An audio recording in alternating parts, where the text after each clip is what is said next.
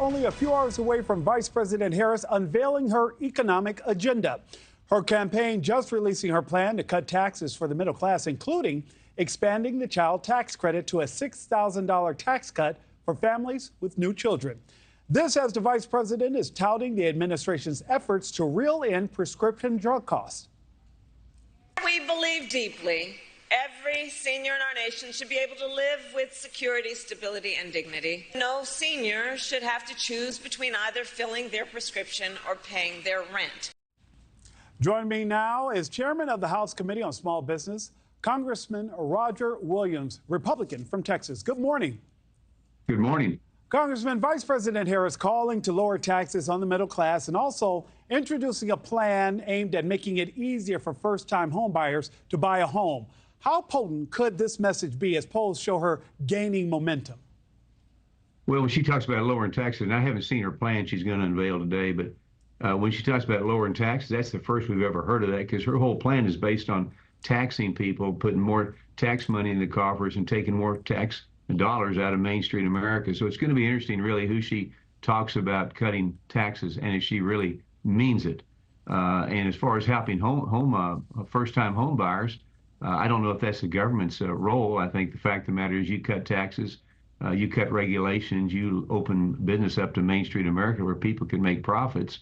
That in itself will begin to create people where they can buy their first home. And it's natural. It's not driven by the government. It's driven by the economy, driven by small business and the people. And that's the way it ought to be. So I don't know if she really knows what she's talking about. We'll see come noon, as you said, to see what her plan really is and how she's going to pay for it. And Congressman Williams, even if those things are an issue that you believe should be attacked, do you believe that Mr. Trump can focus on those issues? Because part of the criticism has been that his message has not been consistent with the attacks on Ms. Harris and those policies. The focus more on policy and less on going after her for personal reasons. But the former president has been rejecting that advice, saying he'll go after Harris personally since she's doing the same to him. Is Mr. Trump's current strategy working? Well, I think the president's doing a good job. There's no question that the Trump era tax cuts and the economy was the best maybe we've ever seen. I own car dealerships in Texas. I've been in business 52 years, and it's the best that I've seen in the industry under the Trump agenda. So I think what we need to do, like in anything, is you need to sell your assets, you need to sell your strengths.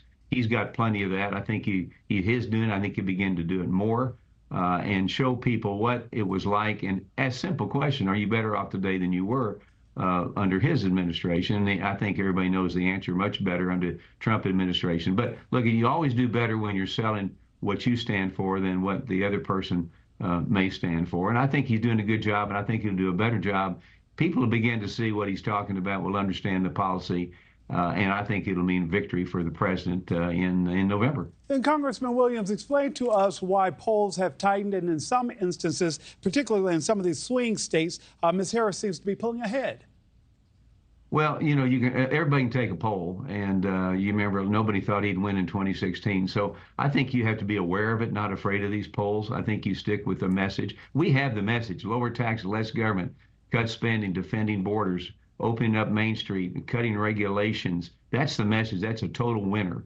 So I think that when you see these polls, I mean, she got a bump because of the agenda, how she got where she is right now with Biden retiring, basically.